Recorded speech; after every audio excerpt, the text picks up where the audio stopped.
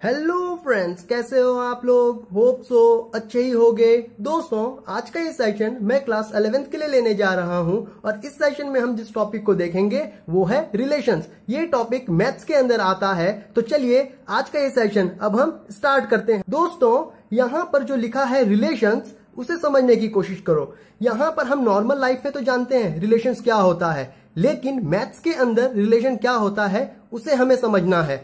इससे पहले हमने एक टॉपिक पढ़ा है सेट्स, और लास्ट में हमने देखा था सेट्स के अंदर क्या, मल्टीप्लिकेशन को।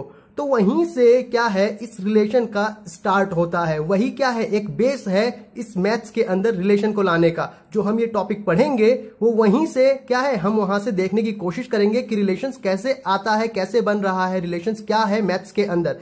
उससे पहले हम रिलेशन के बारे में थोड़ा सा ग्लिम्स यहां से ले लेते हैं, और जैसे जैसे चैप्टर आगे बढ़ता जाएगा हम ये चीज समझते जाएंगे कि रिलेशन क्या है और कैसे हम यहां पर डिफाइन कर रहे हैं। तो चलिए स्टार्ट करते हैं आज के इस सेशन को। यहां लिखा है, let A be the set of all straight lines in the plane and B the set of all points in the plane. अब बात समझिए, यहां पर क्या कह रहा है कि यहां पर है एक सेट। किसका सेट? स्ट्रेट लाइंस का सेट। यहां पर हमने क्या है, एक स्ट्रेट लाइन का सेट ले लिया है जिसको हमने नाम दे दिया है ए। वहीं पर एक सेट ले लिया है हमने ऑल पॉइंट्स का जो कि प्लेन पर हैं, और उसे हमने नाम दे दिया है बी। तो यानी हमारे पास यहां पर दो सेट्स हो गए, ए और बी। और ध्यान से यहाँ पॉइंट्स का यूज कर करके यहां से हम लाइन बनाएंगे। तो अब यहां पर एक चीज ध्यान दीजिए, यहां लिखा है for any L belongs to A and X belongs to B, let us write L R X. यहां पर जो ये आर लिखा है ना, ये आर रिप्रेजेंट कर रहा है रिलेशन को। किसके किसके बीच? एल और एक्स के बीच। तो अब ध्यान दीजिए, ये एल किससे बिलोंग कर रहा है? सेट ए से। सेट ए किसका है? यहां पर बना हुआ स्ट्रेट लाइन का। और वहीं पर, और ये जो एक्स है वो किससे बिलोंग कर रहा है? बी से। तो यहां पर सेट बी किसका सेट है? वो है ऑल पॉइंट्स का जो कि प्लेन में है। तो इस चीज को आप ध्यान में रखिए। उसके बाद क्या कह रहा है, if the line L passes through the point X, this is a relation defined between elements of A and elements of B. बिल्कुल, आप देखिए ना, बी जो है पॉइंट्स का एक सेट है, और हम पॉइंट का यूज कर करके ही क्या करते हैं, लाइन बनाते हैं। इट मींस हम पॉइंट का यूज ना करें तो हम लाइन नहीं बना पाएंगे। इसका मतलब बी और ए के बीच में तो भैया अब रिलेशन स्टेब्लिश हो गया। क्यों? क्योंकि हम इन पॉइंट्स का यूज कर रहे हैं और लाइन बना रहे हैं। होप सो आप बात समझ रहे होंगे। तो इसीलिए क्या कह रहा है यहां पर, here L R X can be read as L is related to X। बिल्कुल है ना, लाइन जो है वो पॉइंट से रिलेटेड हो गया। क्यों? क्योंकि हम पॉइंट का ही यूज कर करके क्या कर रहे हैं, लाइन बना रहे हैं। होप सो आपको यहां थोड़ा सा जो मैं समझाना चाह रहा हूं, आपको एग्जांपल समझ में आ गया होगा। अब चलिए देखते हैं इस रिलेशन के अंदर कुछ इंपॉर्टेंट टॉपिक्स को, जिसके बाद हमें यह समझ में आने लगेगा कि रिलेशंस क्या है, और उसके बाद हम धीरे धीरे उन सभी पॉइंट्स को देखेंगे जहां से रिलेशन स्टैब्लिश होना स्टार्ट होगा। यहां पर जो हमारा अगला टॉपिक है वो है ऑर्डर्ड पेयर। अब इस टॉपिक को हम समझने की कोशिश करते हैं। तो क्या कह रहा है यहां पर, a pair of elements written in a particular order is called an ordered pair. अब ध्यान से, यहां पर बोला है पेयर, यानी अब यहां पर जो एलिमेंट्स अपीयर होंगे वो क्या होंगे, पेयर में होंगे। और जो पेयर में तो अपीयर होंगे, लेकिन साथ साथ उन्हें क्या है, एक ऑर्डर फॉलो करना पड़ेगा। तो चलिए एग्जांपल से समझने की कोशिश करते हैं। सपोज मान लीजिए मेरे पास यहां क्या है, ए और बी दो एलिमेंट्स लिखे हैं, और इक्वल टू के बाद लिखा है 1, 2। तो यानी अब यहां पर हमें ये तो दिख गया कि एलिमेंट्स यहां पेयर में आ गए हैं, लेकिन अब साथ साथ क्या है, यहां पर ऑर्डर्ड पेयर की बात कर रहा है। मतलब अब इसे एक पर्टिकुलर ऑर्डर फॉलो करना होगा। इट मींस जो यहां एलएचएस में लिखा हुआ है और आरएचएस में लिखा हुआ है, अब दोनों को एक पर्टिकुलर ऑर्डर फॉलो करना पड़ेगा। कैसे फॉलो करना पड़ेगा? ए यहां पहले लिखा है, इट मींस इक्वल टू के उधर 1 पहले लिखा हुआ है, यानी ए जो है 1 के बराबर होगा, ना कि ए 2 के बराबर हो जाएगा। क्यों? क्योंकि अब इसे एक पर्टिकुलर सीक्वेंस फॉलो करना पड़ रहा है, ऑर्डर फॉलो करना पड़ रहा है। उसी तरह बी जो है 1 के बराबर नहीं होगा, बी अब 2 के बराबर होगा। क्यों? क्योंकि बी यहां पर सेकंड पोजीशन पर लिखा है, 2 यहां पर सेकंड पोजीशन पर लिखा हुआ है। मतलब अब ये क्या है, एक पर्टिकुलर ऑर्डर फॉलो कर रहे हैं। होप सो बातें आप समझ गए होंगे। अब चलिए अगला पॉइंट कह रहा है, it is written by listing its 2 elements in a particular order. जो हमने यहां पर देखा है ना, दो एलिमेंट्स को ही तो हमने क्या लिस्ट किया हुआ है एक पर्टिकुलर ऑर्डर में। अब चलिए उसके बाद लिखा है separated by a comma and enclosing the pairs in bracket. बिल्कुल, अब बोल रहा है एलिमेंट्स को ब्रैकेट में बंद करना है और उन दोनों एलिमेंट्स को जो हमें सेपरेट करना है उनके बीच में एक कॉमा लगाकर करना है। वो हमने यहां किया हुआ है, यहां पर भी हमने एक कॉमा डाला था। होप सो इतनी बातें आपको क्लियर हो गई होंगी। अब चलिए आगे देखते हैं। अब चलिए यहां पर जो अगला पॉइंट कह रहा है उसे देखते हैं। यहां कह रहा है point in the ordered pair A B, A is called the first component और the first coordinate। हमने कोऑर्डिनेट ज्योमेट्री में देखा है, क्या देखा है किया कि कोऑर्डिनेट्स को कैसे लिखते हैं, कोऑर्डिनेट्स को लिखते हैं हम x, y करके। तो चलिए यहां पर बोल रहा है जब ऑर्डर्ड पेयर में a, b कुछ इस तरह लिखा हुआ है तो जो a है उसे हम या तो फर्स्ट कंपोनेंट कहेंगे या फिर हम कहेंगे उसे फर्स्ट कोऑर्डिनेट। होप सो बातें आपको क्लियर हो गई होंगी। उसी तरह यहां पर b है तो b को हम कहेंगे या तो सेकंड कंपोनेंट या फिर सेकंड कोऑर्डिनेट। इतनी बातें आपको होप सो क्लियर हो गई होंगी।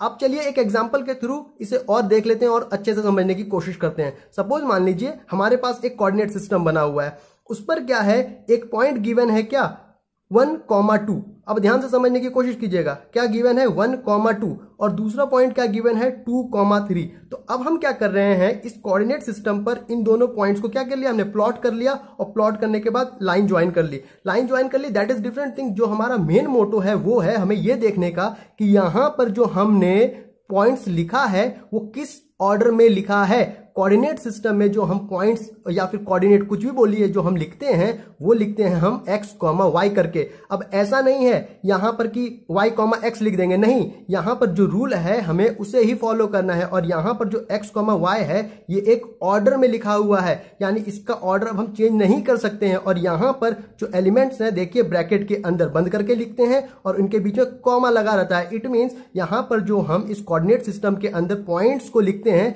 ये भी क्या है, ये भी एक ऑर्डर्ड पेयर में ही है।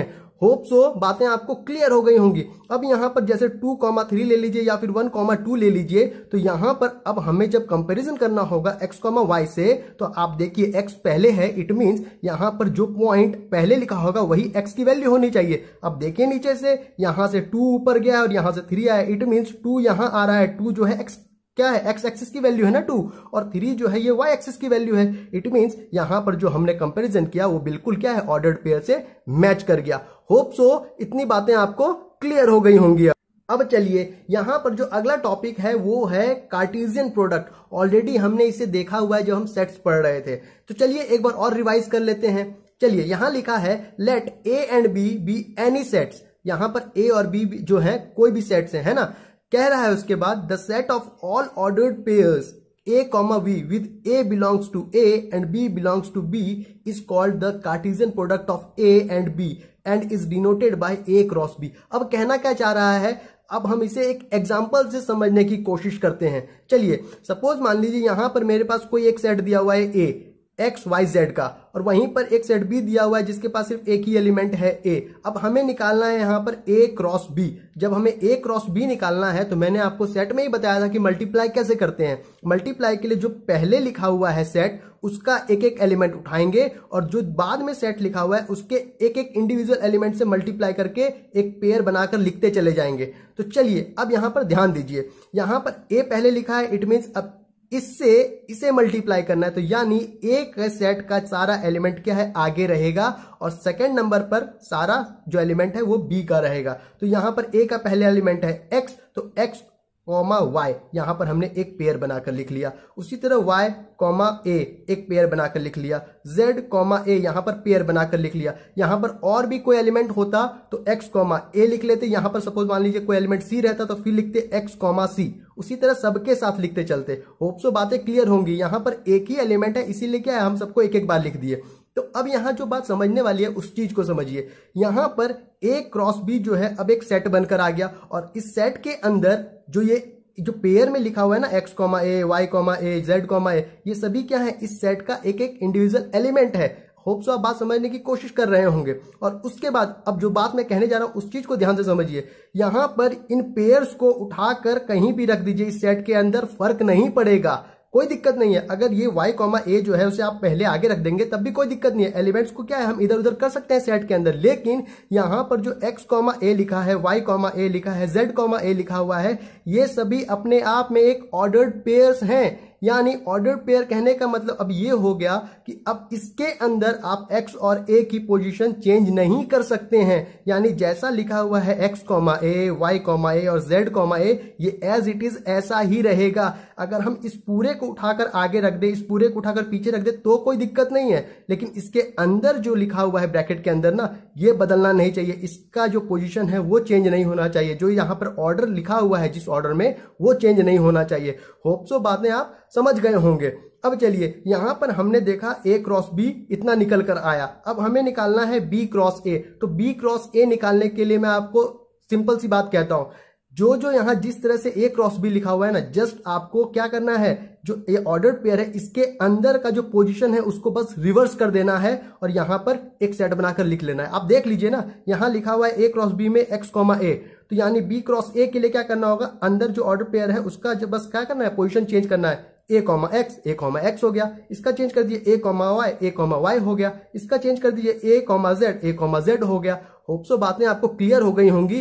a क्रॉस b और b क्रॉस a ये मैंने आपको पहले भी समझा रखा है, बस यहाँ समझाना यही था कि यहाँ जो a क्रॉस b है ना, इसके अंदर का जो सारा एलिमेंट है वो अपने आप में क्या है, एक ऑर्डर पेयर को रिप्रेजेंट कर रहा है। हमारा जो अगला पॉइंट है उसे देखते हैं। यहाँ क्या कह रहा है, for any sets a and b, any subset of a cross b is called a relation from a to b। इस चीज को आप समझने की कोशिश करें। यहां हमने निकाला a क्रॉस b और यहां हमने निकाला b क्रॉस a।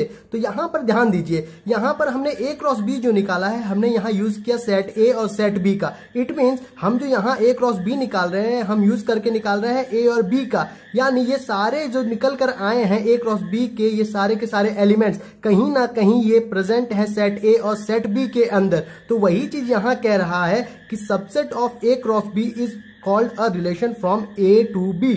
बिल्कुल सही बात है ना। तो यानी यहां पर हम देखेंगे किसी भी सेट का सबसेट क्या होता है, किसी भी सेट का सबसेट होता है कि जो उसके अंदर एलिमेंट्स प्रेजेंट होते हैं वही तो उसका क्या है, अपना सबसेट हो जाता है। तो इसीलिए वो एलिमेंट्स क्या है, कहीं ना कहीं a और b के अंदर प्रेजेंट हैं। तो इसीलिए यहां पर क्या है, ये स्टेटमेंट कह रहा है। और इसे हम और भी क्लियरिटी से समझेंगे। जैसे जैसे हमारा लेक्चर आगे बढ़ेगा तो हम आगे देखेंगे कि आगे आएगा एक एरो डायग्राम फॉर्म, वहां से हम और भी क्लियरिटी से इस पॉइंट को देखेंगे और समझेंगे। तो आपको वहां से सब कुछ अच्छे से समझ में आ जाएगा। अभी बस इतना ध्यान रखिए जो ये पॉइंट कह रहा है। अब चलिए हमारा जो अगला पॉइंट कह रहा है उसे देखते हैं। यहां कह रहा है, for any sets a and b the empty set phi and a cross b are relation from a to b।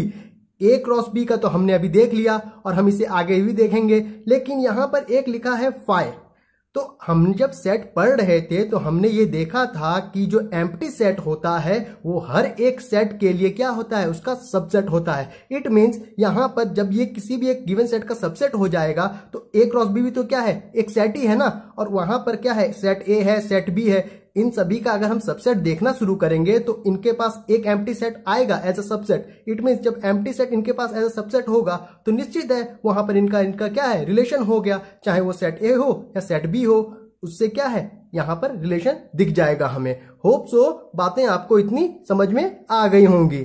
अब चलिए यहां पर हमारे पास एक क्वेश्चन गिवन है, उसे देखते हैं और सॉल्व करने की कोशिश करते हैं। यहां क्वेश्चन गिवन है, if the ordered pair, bracket में लिखा है x, -1 एंड यहां फिर वापस से ब्रैकेट में लिखा है 5, y belong to the set. यहां पर एक रिलेशन गिवन है और यहां पर दिया हुआ है a, b, यहां पे ब्रैकेट में क्लोज है और वहां पे कह रहा है जो b की वैल्यू है वो बराबर है 2a - 3 के। तो यहां से हमें जो वैल्यू कैलकुलेट करनी है वो किसकी करनी है, find the value of x and y।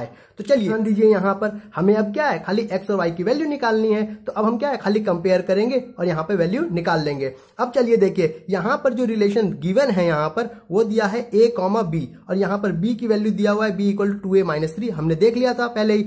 अब ध्यान दीजिए यहां पर एक बार दिया हुआ है x, -1 और दूसरी बार दिया है 5, y। तो अब क्या करेंगे, पहले इससे सॉल्व कर लेते हैं, फिर इससे सॉल्व कर लेंगे। यहां पर x प्रेजेंट है तो इसको लेकर हम क्या है x की वैल्यू निकाल लेंगे, और उसके बाद इसे सॉल्व करके हम क्या है यहां से y की वैल्यू निकाल लेंगे। तो चलिए देखिए, यहां पर a, b लिखा है, यहां पर x, -1 लिखा है, तो इट मींस यहां a पहले लिखा है, यहां पर x पहले लिखा है, तो इसीलिए x की वैल्यू किसके बराबर हो गई, a के बराबर। उसी तरह यहां पर -1 लिखा है और यहां पर b लिखा है, इसीलिए b की वैल्यू क्या हो गई, -1 हो गई। अब यहां ध्यान दीजिए, यहां पर b के लिए एक रिलेशन गिवन है, it means b equal to -1 है, तो ये -1 जो है अब क्या होगा 2a - 3 के बराबर हो जाएगा।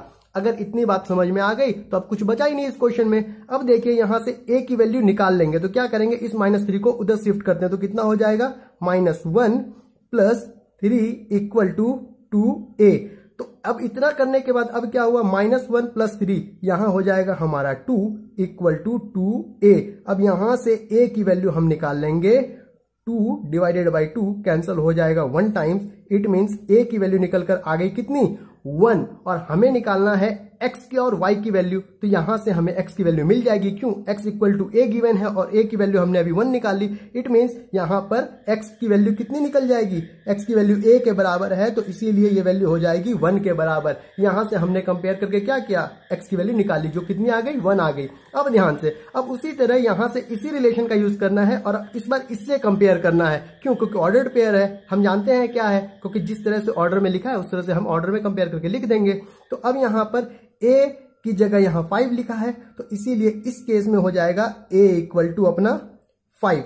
ध्यान से, अब यहां दिया है b की जगह y, तो अब ध्यान दीजिएगा, यहां पर b की जगह y दिया है तो हम लिख लेंगे y, और यहां पर b की जगह की वैल्यू कितनी दी हुई है, अब ध्यान से b की जगह की वैल्यू दे रखी है 2a - 3।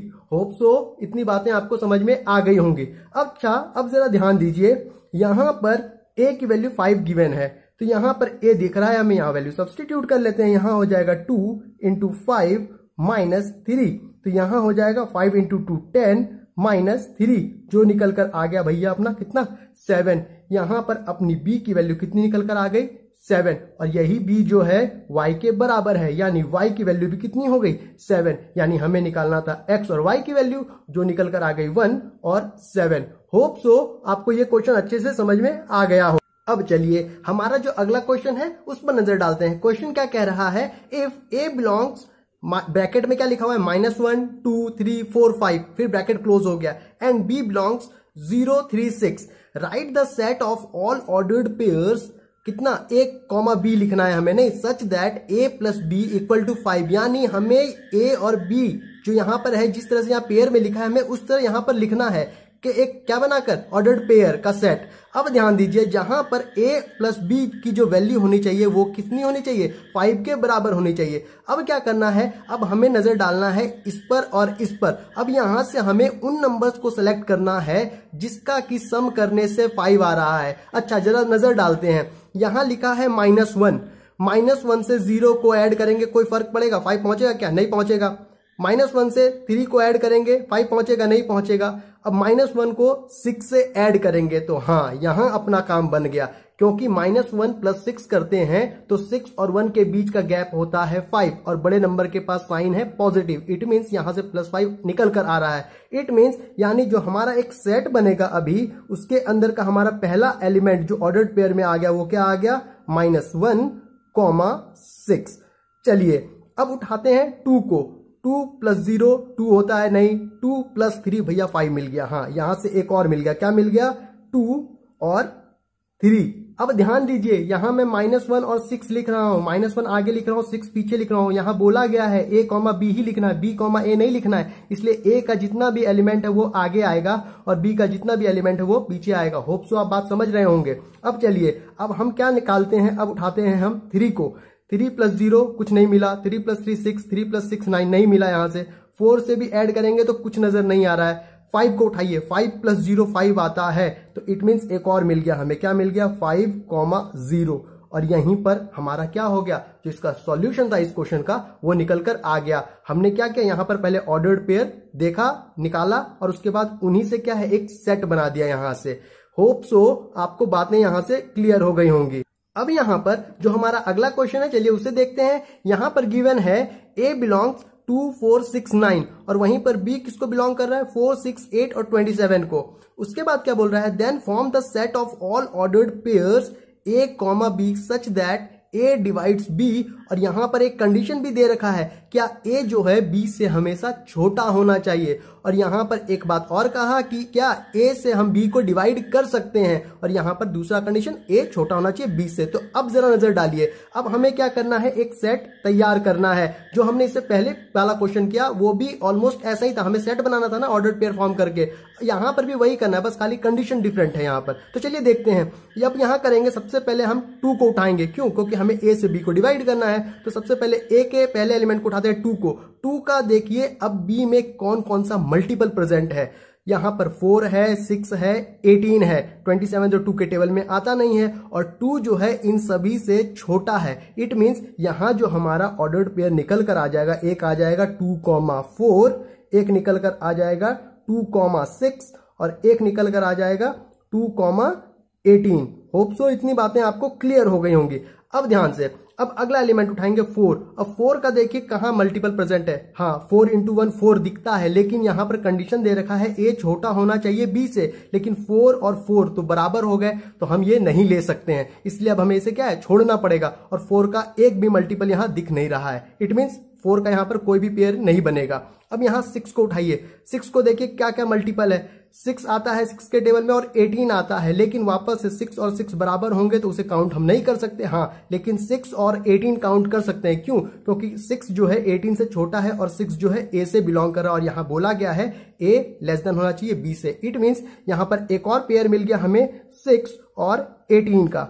चलिए अब उसके बाद जो हमारा अगला नंबर है वो है 9। अब 9 का मल्टीपल देखते हैं। 9 का मल्टीपल दिख रहा है 18 और 27, और 9 जो है दोनों से छोटा है। इट मींस यहां पर हमें 9 से 2 पेयर मिल जाएगा, 9,18 का, और एक मिल जाएगा हमें 9,27 का। और यहां पर हमने एक सेट तैयार कर लिया यहां से ऑर्डर्ड पेयर निकाल के, और जो गिवन कंडीशन था A लेस देन B का, आप देख लीजिए ना, हर जगह A हमें छोटा दिख रहा है और B A से बड़ा दिख रहा है। होप सो आपको ये क्वेश्चन भी अच्छे से समझ में आ गया होगा। अब चलिए यहां पर हमारे पास कुछ पॉइंट्स गिवन है, उसे एक बार देख लेते हैं। वैसे इनमें से कुछ पॉइंट्स हमने जब सेट पढ़ा था तब भी देखा था, जब हम कार्टेशियन प्रोडक्ट के बारे में पढ़ रहे थे, लेकिन फिर भी एक बार वापस से देख लेते हैं ताकि हमारा क्या है रिवीजन भी हो जाएगा और कॉन्सेप्ट भी और क्लियर हो जाएगा। चलिए यहां पर पहला पॉइंट कह रहा है, for any sets A and B A cross B equal to 5, और ये कब हो जाएगा, जब या तो A 5 के बराबर हो जाए या फिर B 5 के बराबर हो जाए। अब बोल रहा है यहां कोई भी 2 सेट्स हैं A और B,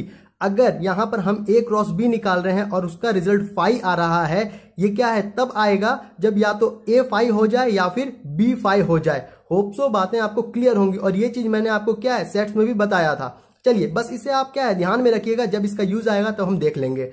अब यहां पर जो दूसरा पॉइंट कह रहा है, if one of A and B is an infinite set and the other is a non-empty set, then the Cartesian product A cross B is an infinite set। बिल्कुल, अब क्या है कार्टेशियन प्रोडक्ट हम जब निकालते हैं वो पेयर में आता है। अगर इनमें से कोई एक सेट भी इनफाइनाइट हो गया तो उसके पास क्या होगा, इनफाइनाइट एलिमेंट हो गए। अब हम कितना भी मल्टीप्लाई करते जाए हमारा मल्टीप्लीकेशन क्या है इनफाइनाइट तक पहुंच जाएगा, यानी हम क्या बता ही नहीं पाएंगे कि प्रोडक्ट के बार बार ऑर्डर्ड पेयर कितना निकल कर आ रहा है। होप सो आप बात समझ रहे होंगे। इसीलिए क्या है कि अगर एक भी सेट यहां पर इन दोनों में से इनफाइनाइट हो गया तो उसका जो यहाँ कार्टेशियन प्रोडक्ट निकलेगा वो भी क्या है इनफाइनाइट निकल जाएगा, और उससे जो सेट बनेगा वो एक क्या हो जाएगा इनफाइनाइट सेट। होप सो बातें आपको क्लियर हो गई होंगी। अब चलिए अगला पॉइंट कह रहा है, for any non empty sets A and B A cross B equal to B cross A। अब ध्यान से सुनिए, A क्रॉस B और B क्रॉस A कभी बराबर नहीं हो सकते हैं। ध्यान से, A क्रॉस B और B क्रॉस A कभी बराबर नहीं हो सकते। क्यों? क्योंकि इसका जो ऑर्डर्ड पेयर का सीक्वेंस है जस्ट इसका रिवर्स का सीक्वेंस है ना, हमने देखा भी था स्टार्टिंग में ही इस लेक्चर के। लेकिन ये दोनों एक समय पर बराबर हो सकते हैं, तो वो कंडीशन क्या है, वो कंडीशन है जब सेट A सेट B के बराबर हो जाए, मतलब दोनों तरफ क्या है एलिमेंट सेम सेम हो जाएंगे। आप कुछ भी कर लीजिए, उसको ऑर्डर चेंज कीजिए, कोई फर्क नहीं पड़ेगा। अगर हमारा 1 1 होगा तो उसको हम चेंज करेंगे तब भी 1 1 ही रह जाएगा। होप सो बातें आपको क्लियर होंगी। तो चलिए आज के इस सेशन में इतना ही। अगर मेरा ये लेक्चर आपको पसंद आया तो मेरे चैनल को सब्सक्राइब करें, वीडियो को शेयर करें, फ्रेंड्स को बताएं कि यहाँ अच्छे से पढ़ाई हो रही है, वीडियो पर कमेंट करें, लाइक करें वीडियो को। तब तक के लिए थैंक यू।